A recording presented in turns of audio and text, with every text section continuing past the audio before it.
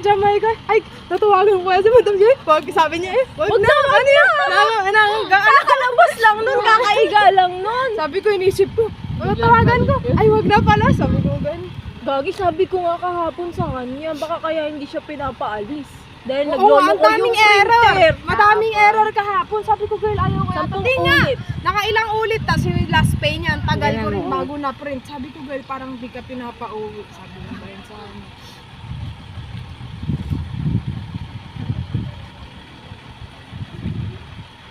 Si Mr. Sukaya. Kinakabahan na rin yun ah.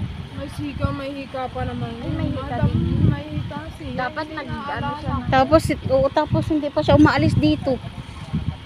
Yung gas mask kaya, madam. Yung gas mask kaya, kunin natin sa office. Wala na. Oo, kanina pa sana.